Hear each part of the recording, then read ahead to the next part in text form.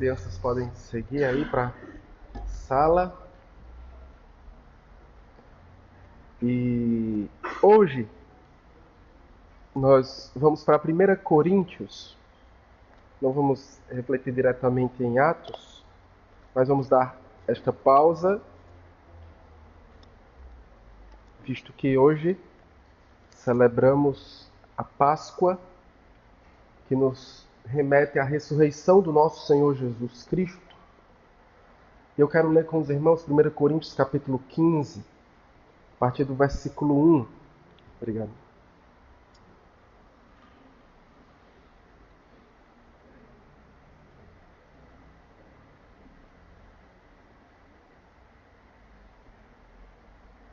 Primeira Coríntios capítulo 15, o verso 1, diz assim a palavra de Deus, leia comigo. Irmãos, venho lembrar-lhes o evangelho que anunciei a vocês, o qual vocês receberam e no qual continuam firmes. Por meio dele, vocês também são salvos, se retiverem a palavra, assim tal como a preguei a vocês, a menos que tenham crido em vão. Antes de tudo, entreguei a vocês o que também recebi, que Cristo morreu pelos nossos pecados, segundo as Escrituras, e que foi sepultado e ressuscitou ao terceiro dia, segundo as Escrituras, e apareceu a Cefas e depois aos 12. Depois foi visto por muitos, por mais de 500 irmãos de uma só vez, dos quais a maioria ainda vive, porém alguns já dormem. Depois foi visto por Tiago e mais tarde por todos os apóstolos. Por último, depois de todos, foi visto também por mim, como por um nascido fora de tempo. Porque eu sou o menor dos apóstolos e nem sequer sou digno de ser chamado apóstolo, pois persegui a igreja de Deus. Mas, pela graça de Deus, sou o que sou. E a graça que me foi concedida não se tornou vã. Pelo contrário, trabalhei muito mais do que todas elas. Todavia, não eu, mas a graça de Deus comigo. Portanto, seja eu ou sejam eles. Assim pregamos e assim vocês creram. Vamos orar, Senhor. Rogamos a Tua bênção e direcionamento do Espírito Santo para compreendermos a Tua palavra e para que assim, ó Deus, venhamos a trazer à nossa memória o quanto a ressurreição do Senhor Jesus é essencial à nossa fé e à nossa vida. É o que nós te pedimos, em nome de Jesus. Amém. A ressurreição de Cristo é um dos aspectos centrais da fé cristã. O cristianismo, ele tem como um dos seus aspectos indiscutíveis e centrais a ressurreição. Não é apenas um conjunto de ensinamentos morais ou de tradição religiosa, mas se fundamenta em base histórica, em acontecimento, em fato real, em história concreta. Paulo mesmo descreve aqui, Jesus morreu, Jesus foi sepultado e ele ressuscitou ao terceiro dia. O apóstolo Paulo ele deixa isso muito claro aqui, e todo o capítulo de 1 Coríntios, capítulo 15, ele vai defender. Jesus Cristo de fato ressuscitou. E aqui Paulo ele está respondendo a um problema real que existia na igreja de Corinto. Porque alguns irmãos daquela igreja estavam negando, ou até mesmo querendo relativizar a própria ressurreição dos mortos. Essa influência, ela vinha de concepções filosóficas greco-romanas que permeavam a igreja, que disfarçadas de piedade, como existia muito ali, principalmente a corrente dos estoicos, entravam naqueles irmãos e traziam também ali, junto com essa visão platônica, de que o corpo era algo que não tinha tanto valor. Era melhor você desenvolver e fortalecer a alma. De modo que eles enxergavam o corpo como algo inferior e como algo que também pode ser descartado. Para muitos naquele ambiente ali, pensar numa ressurreição era uma coisa absurda. Como é que eu vou querer voltar ao corpo se o corpo é algo ruim? Se o corpo não é bom? Se o corpo é limitante? Eu não posso querer voltar ao corpo. De modo que eles estavam desacreditando da ressurreição. E Paulo aqui retoma o fundamento do Evangelho. Ele começa não com especulações filosóficas trazendo respostas, mas ele traz aqui algo concreto. O que eu recebi, eu entrego para vocês com primeira importância. É bem verdade aqui. Ele coloca, antes de tudo. Esse antes de tudo aqui, irmãos, é muito interessante, porque ele não está dizendo que é o primeiro argumento dele.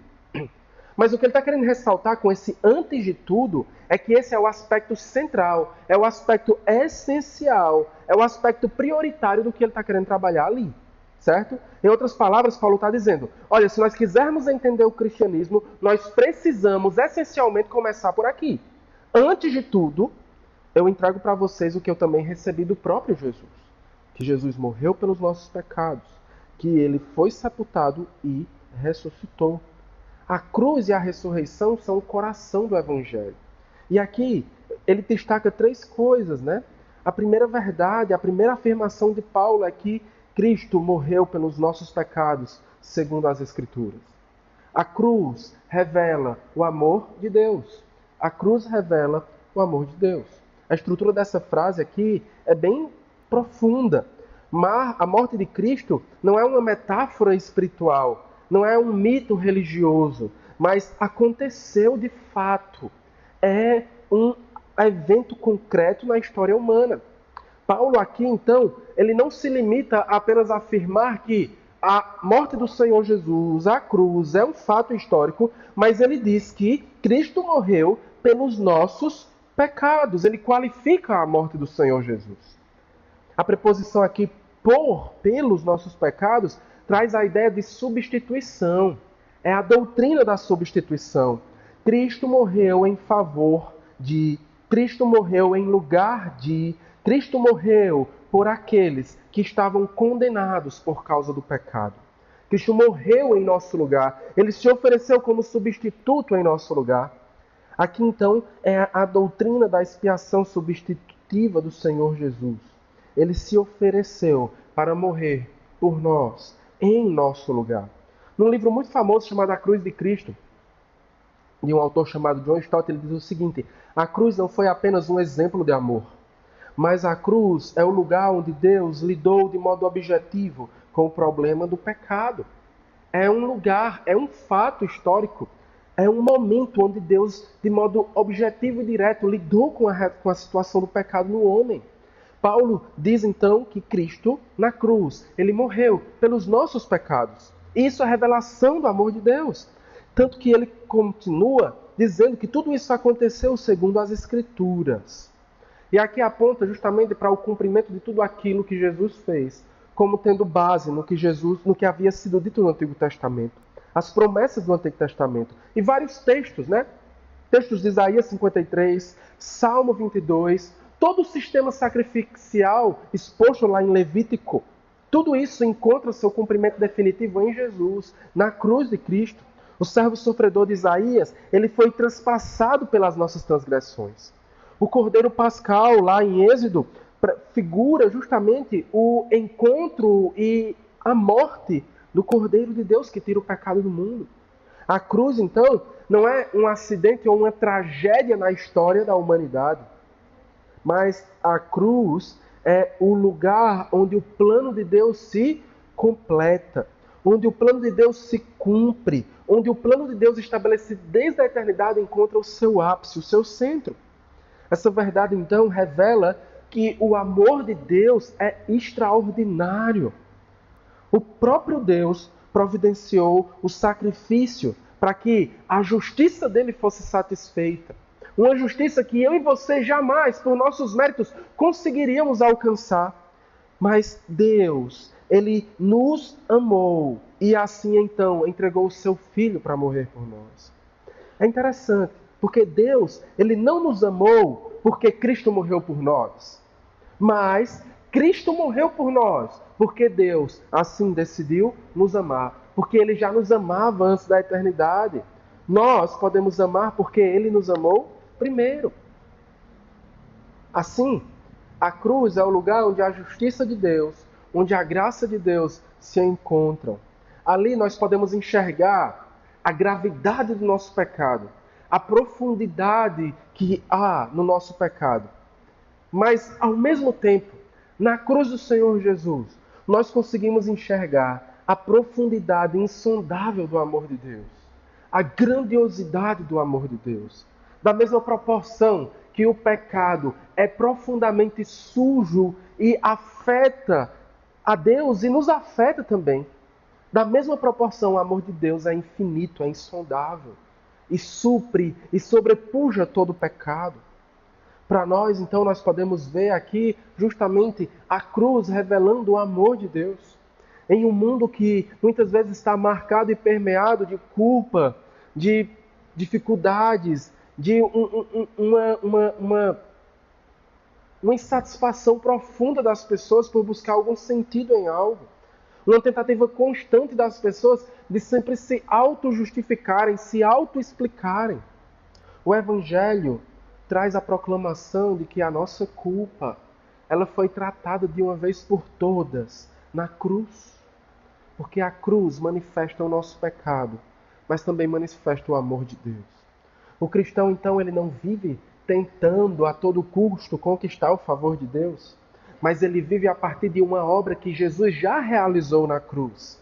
A cruz nos lembra que a salvação não se fundamenta em nossas obras como nós cantamos hoje, mas a salvação se fundamenta na graça soberana de Deus que enviou o seu Filho por amor de nós para morrer numa cruz e nos perdoar de todos os nossos pecados. Foi isso que Paulo recebeu e é isso que ele entrega para nós também, que Cristo morreu pelos nossos pecados segundo as Escrituras. Mas também, nós podemos perceber a partir desse texto que a cruz revela o amor de Deus, mas a ressurreição confirma a vitória do Senhor Jesus. A cruz não foi o seu fim. Jesus venceu a morte. Paulo diz, Cristo morreu pelos nossos pecados, segundo as Escrituras, e no versículo 4, e que foi sepultado e ressuscitou ao terceiro dia, segundo as Escrituras. Jesus ressuscitou, segundo as Escrituras. A menção aqui ao sepultamento, que Paulo faz como sendo algo importante para a fé cristã, é justamente reforçar a realidade da morte de Jesus. Ele de fato morreu. Não foi apenas um fingimento, mas ele morreu de fato. O seu corpo realmente experimentou a morte. Jesus ele não aparentou morrer, ele não simplesmente esteve num coma induzido, mas ele realmente morreu. O sepultamento aqui sela esse testemunho histórico da morte do Senhor Jesus. No entanto, o ponto culminante do Evangelho não está no sepultamento, mas está na ressurreição do Filho, na ressurreição de Cristo. Jesus ressuscitou. Ele morreu na cruz, mas ressuscitou ao terceiro dia. É interessante que o verbo que ele usa aqui traz essa indicação de uma ação que aconteceu no passado, já foi realizada, mas ao mesmo tempo, é o que nós chamamos no grego de auristo, ao mesmo tempo, esse verbo que já aconteceu no passado, ele continua trazendo efeitos para o presente. É algo que já aconteceu, mas que reflete em consequências no presente. Ou seja, Cristo Jesus ressuscitou, mas não está preso à morte e nem voltou a morrer.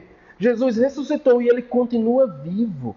A ressurreição não é apenas um evento do passado, mas define justamente a realidade presente hoje. Ele está vivo, ele está exaltado à destra de Deus. Paulo, então, ele afirma que isso aconteceu segundo as Escrituras. O Antigo Testamento já antecipava que Jesus iria vencer a morte. O Salmo 16 anuncia que Deus não deixaria que o seu santo visse a corrupção. Isso vai ser testificado lá em Atos, capítulo 2, como a gente já estudou também. O profeta Oséias fala de vida ao terceiro dia após a morte, testificando e falando a respeito da ressurreição de Jesus. O próprio Senhor Jesus disse que Jonas era um sinal da sua ressurreição. Ao sair do ventre após 3 dias, se torna um sinal profético da ressurreição de Cristo. E ele mesmo falou para o povo, nem todos vocês vão entender o sinal de Jonas. Toda a narrativa bíblica apontava para esse momento em que Deus derrotaria de uma vez por todas o último inimigo da humanidade, a saber, a morte. A ressurreição, então, é a confirmação divina de que o sacrifício de Jesus foi aceito por Deus, foi aprazível ao Pai e assim cumpriu de uma vez por todas toda a justiça necessária para que nós pudéssemos ser salvos. Na cruz e na ressurreição, nós temos a declaração pública de que a obra de Jesus, a obra redentora do Filho, foi completa e eficaz. Enquanto a cruz revela o amor de Deus e manifesta a profundidade do insondável amor de Deus, a ressurreição revela a vitória do Senhor Deus. Revela que Jesus venceu, que Jesus é um rei vitorioso. Não porque ele tinha exércitos e milhares de exércitos bem equipados com boas ferramentas para derrotar todos os inimigos deste mundo, mas porque ele venceu a morte, que é um inimigo que o maior exército que pudesse existir em todos os impérios daquela época não poderia derrotar. Mas Jesus venceu. E Paulo reforça essa verdade, apresentando no restante do texto, como a gente leu, uma série de testemunhas, né? Cristo apareceu a Cefas, a Pedro, depois apareceu aos 12, depois apareceu a mais de 500 irmãos, apareceu a Tiago, apareceu aos apóstolos, apareceu ao próprio Paulo, como ele testifica aqui. Então, ele tem uma lista enorme de pessoas. E isso traz a certeza de que isso é um fato, isso realmente aconteceu. Existiam testemunhas ali que testificavam isso. Muitos daquelas testemunhas, então, ainda estavam vivos quando Paulo escreveu essa carta.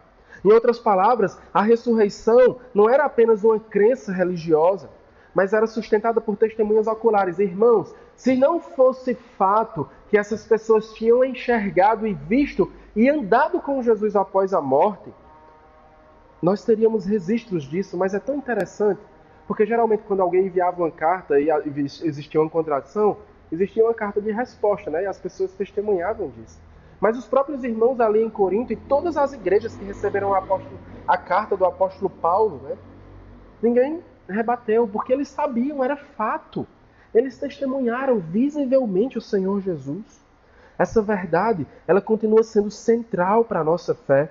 Ela é indispensável para nós. Observe o que diz o versículo 17. No versículo 17 de 1 Coríntios capítulo 15. E se Cristo não ressuscitou, é vã a fé que vocês têm e vocês ainda permanecem nos seus pecados. E ainda mais, os que adormeceram em Cristo estão perdidos. Se a nossa esperança em Cristo se limita apenas a esta vida, somos as pessoas mais infelizes deste mundo. Se a ressurreição não existe, não é real, é vão o que nós fazemos, é vã a nossa fé, e o que nos resta é a infelicidade. A infelicidade. Mas aqui Paulo justamente nos traz essa ideia. Sem a ressurreição, o cristianismo seria vazio. Seria apenas uma filosofia de vida que as pessoas podem seguir para ver se desfrutam de alguma coisa boa, de um propósito, de um sentido, para dar razão aos 80, 90, 100 anos que desfrutaram nessa terra. Mas porque Jesus ressuscitou, nós temos a certeza que o nosso pecado foi perdoado, que o nosso pecado foi vencido, que Satanás ele foi derrotado e que a morte não tem poder sobre nós. É por isso que nós olhamos para o versículo 19 e lemos o contrário dele. Se Jesus ressuscitou, se a nossa esperança está em Cristo para além dessa vida, nós somos as pessoas mais felizes do mundo. Por quê? Porque a nossa razão de viver não se limita apenas a 70, 80, 90, 100 anos. A nossa razão de viver é eterna, é para além deste mundo. A ressurreição confirma que Jesus Cristo venceu de fato. Mas por último, esse texto aqui também nos conduz a observar que a ressurreição garante a nossa esperança em Jesus. A ressurreição não foi apenas a revelação, a cruz é a revelação do amor de Deus. A ressurreição confirma a vitória do Senhor Jesus, mas também garante a nossa esperança para a vida futura. Mais adiante no texto aqui, Paulo ele vai justamente afirmar isso, que Jesus é as primícias dos que dormem. Leia comigo no versículo 20. Mas de fato Cristo ressuscitou dentre os mortos, sendo ele as primícias dos que dormem, visto que a morte veio por um homem, também por um só homem veio a ressurreição dos mortos, veio por Jesus, que é o segundo Adão. Assim como pelo primeiro homem veio a morte, pelo segundo homem veio a vida. E é interessante aqui, Porque ele termina o versículo anterior com um tom de tristeza para baixo, mas ele traz, mas de fato, Jesus ressuscitou. E porque Jesus ressuscitou, nós sabemos que nós também ressuscitaremos. E aqui ele fala de Jesus como sendo as primícias daqueles que dormem. Essas primícias. É interessante porque no contexto agrícola ali, do povo judeu do primeiro século, onde Paulo estava se dirigindo e falando, as primícias eram a primeira colheita que era oferecida a Deus. Lá no sistema levítico tinha as ofertas das primícias, ou seja, os primeiros novilhos, os primeiros frutos, tudo aquilo que era dado, tudo aquilo que via do trabalho de primeiro, eles recolhiam e traziam em sacrifício a Deus. E aí é interessante, porque a oferta das primícias era um símbolo de que toda a colheita que viria depois seria bem-sucedida. Estava sendo consagrada a Deus. Sinalizava então que toda a colheita ia ser próspera, ia ser abundante. Assim também, quando Paulo usa essa imagem, diz a ressurreição em Cristo é a garantia da ressurreição de todos os que pertencem a Ele. Porque Jesus foi as primícias, Ele demonstrou os primeiros frutos. E Ele nos dá para desfrutarmos desses primeiros frutos, na certeza de que também desfrutaremos da colheita abundante, na plenitude de todos os tempos. E aqui, nós podemos enxergar essa verdade, né? Nos dirigindo justamente para mudar a nossa concepção e a nossa perspectiva a respeito da vida e a respeito da própria morte também. A morte, principalmente ali no contexto greco-romano, estava sempre associada a essa ideia, né? Um destino inevitável e final de todo homem. É algo que nós não podemos fugir. É algo que todos nós vamos enfrentar. E é o ponto final da nossa caminhada. Mas hoje, nós observamos que, até em nossos dias, né, mesmo com todos os avanços tecnológicos, com tudo o que acontece, a morte continua sendo uma grande realidade que as pessoas querem evitar a todo custo, né? De modo que o que a gente observa é que a grande tentativa é solucionar o problema. O que nos faz viver mais? O que pode nos levar a ter mais vida? E assim, a fugir da morte a qualquer momento, né? Mas o Evangelho, ele proclama uma coisa extraordinária. O Evangelho é a solução que os homens procuram, e procuram, e procuram, mas não se satisfazem, porque estão olhando para o lado errado. Para o Evangelho, a morte não tem a palavra final. O problema da morte já foi resolvido. E o que dá a vida eterna foi resolvido na cruz. É o sangue de Jesus que nos perdoa dos nossos pecados. Porque Jesus vive, a nossa morte, ela já foi vencida. Para o cristão, então, a morte não é apenas uma condição eterna, não é o final de todas as coisas. Para nós, a morte não é necessariamente a desesperança de uma incerteza. Mas para nós, a morte é justamente o encontro para podermos desfrutar da plenitude da presença de Deus. Mas é mais do que isso. O próprio Paulo também, 1 Coríntios capítulo 15, ainda no restante do texto, lá no versículo 51, ele diz: eis que vou lhes revelar um mistério. Nem todos dormiremos, mas todos seremos transformados. No momento, no abrir e fechar de olhos, ao ressoar da última trombeta, a trombeta soará. Os mortos ressuscitarão incorruptíveis e nós seremos transformados. Porque é necessário que este corpo corruptível se revista de incorruptibilidade e que o corpo mortal se revista da imortalidade. Aqui nós podemos enxergar justamente isso, a vitória sobre a morte. A nossa morte foi vencida. Para o cristão, a morte é justamente a concepção de que nós vamos ver este corpo se deteriorar, mas temos a certeza de que um dia seremos transformados. Haverá um dia, irmãos, em que os nossos corpos serão ressuscitados para aqueles que já morreram. Para aqueles que ainda estiverem vivos, os corpos serão transformados, como ele diz. mas todos nós, todos, quer mortos, quer vivos, em Cristo, seremos glorificados. Conforme justamente o que aconteceu com Jesus, as primícias dos que dormem. Essa esperança, então, é a certeza de que nós temos. No ressoar da última trombeta, todos nós seremos transformados. Por isso que a igreja, ela clama e ela deseja e ela anseia o encontro com o seu Senhor. Porque é a certeza da plenitude de tudo aquilo que nós esperamos em Cristo. Essa esperança, ela sustenta a igreja do Senhor Jesus. Sustenta a igreja em meio às lutas. Lembre-se do contexto da igreja primitiva que a gente viu.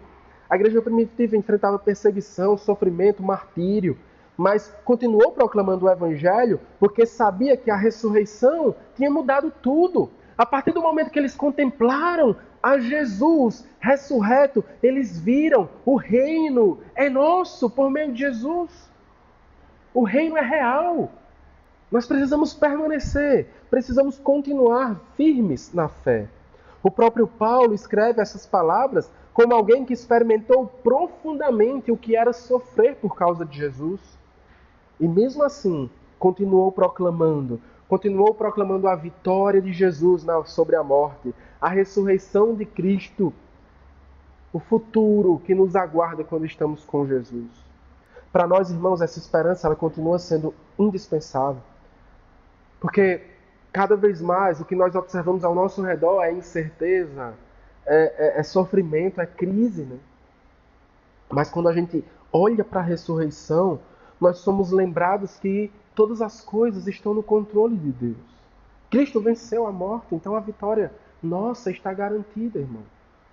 E é por isso que ele continua no versículo 54 e diz: e quando este corpo incorruptível se revestir de incorruptibilidade, e o corpo mortal se revestir de imortalidade, então se cumprirá a palavra que está escrita: tragada foi a morte pela vitória. E aqui, Jesus, Paulo, né? Na verdade, Paulo, ele meio que ironiza, é como se ele olhasse para a morte e zombasse dela. No versículo 55, dizendo: onde está, ó morte, a sua vitória?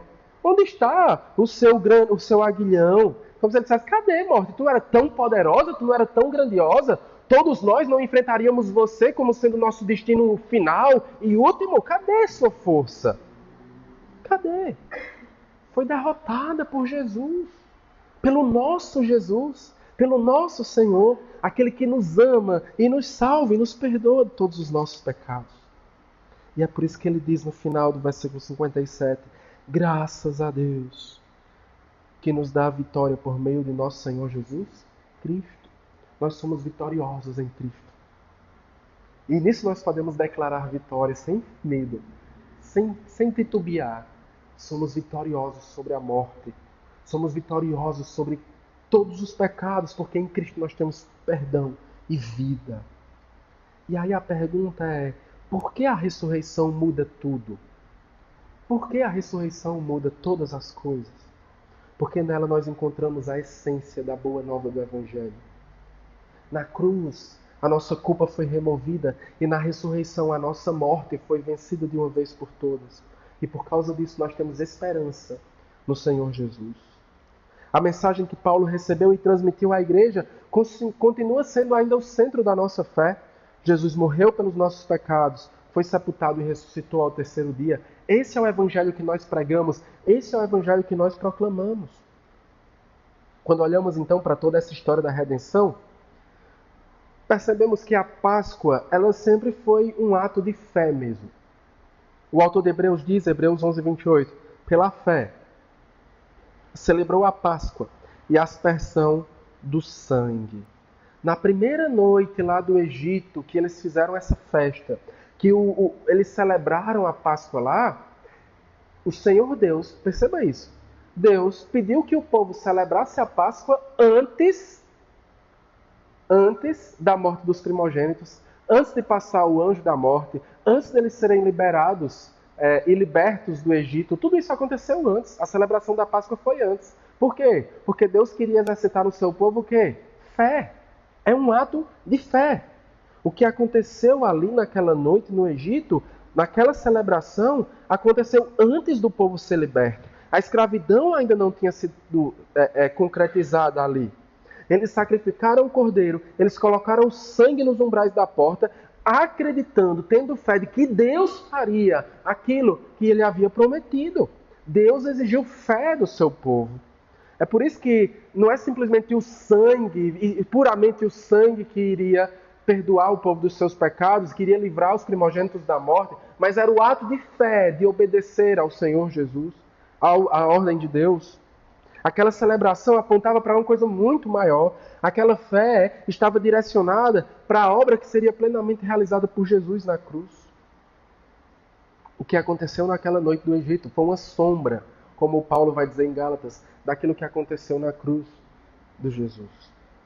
Assim como o sangue poupou a vida do povo do juízo de Deus, Cristo tomou sobre si os nossos pecados para nos poupar do juízo que iria recair sobre nós por causa da nossa culpa e dos nossos pecados.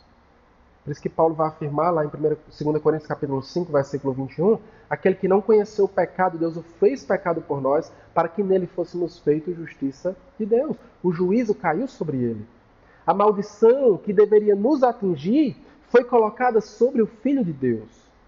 Paulo vai explicar lá em Gálatas 3:13, Cristo nos resgatou da maldição da lei, fazendo-se Ele mesmo maldição em nosso lugar. Você já parou para pensar sobre isso? Jesus na cruz se fez maldição em nosso lugar.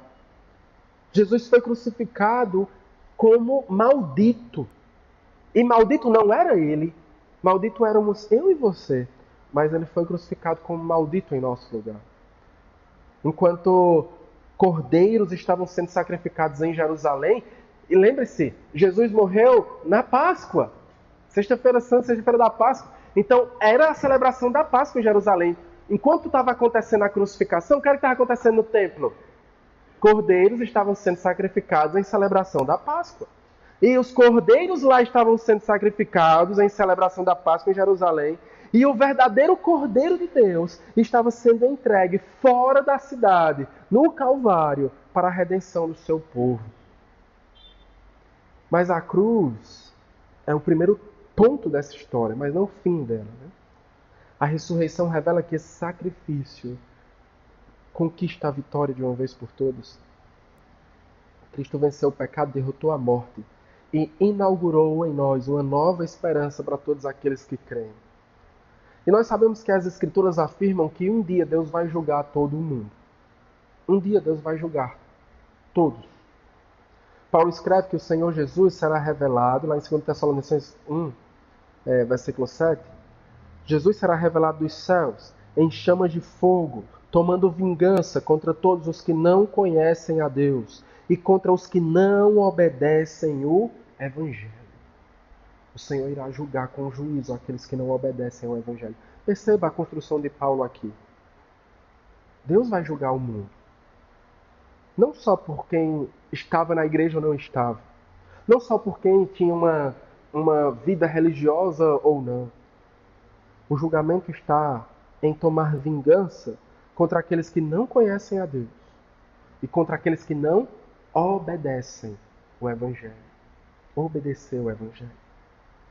O juízo de Deus não é uma ideia distante, não é uma coisa simbólica, mas é real e vai acontecer sobre aqueles que não obedecem o Evangelho. Precisamos trazer esse alerta para a nossa vida, né?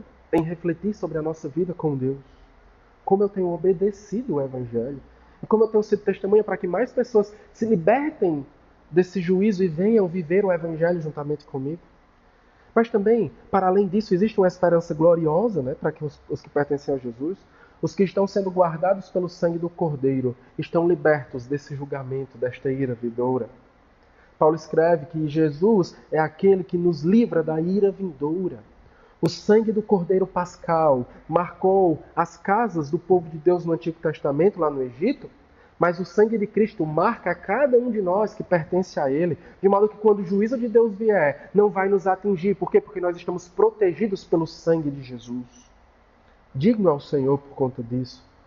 E aí a pergunta que eu faço para você é, você já aplicou esse sangue na sua vida?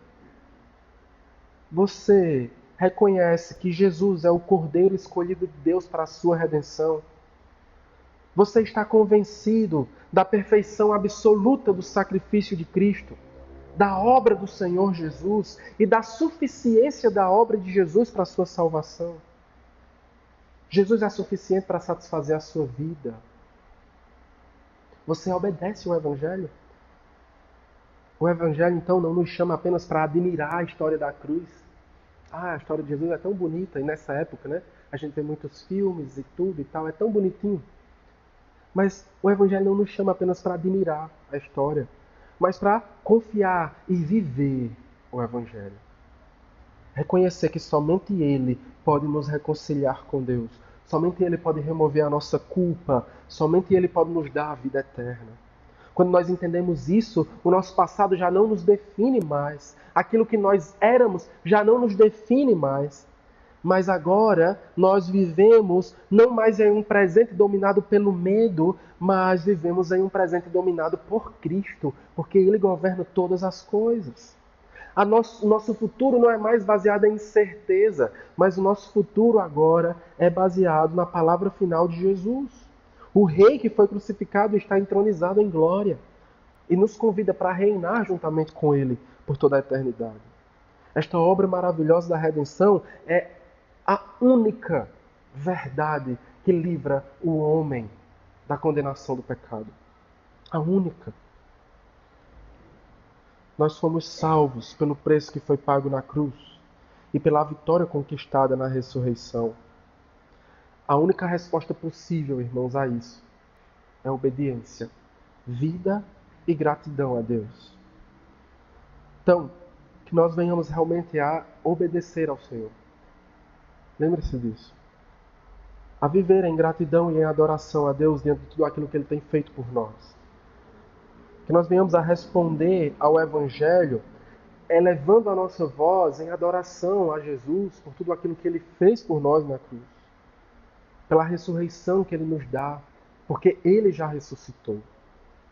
Vamos, neste momento, então, convido os irmãos do grupo de louvor, vamos cantar um último cântico.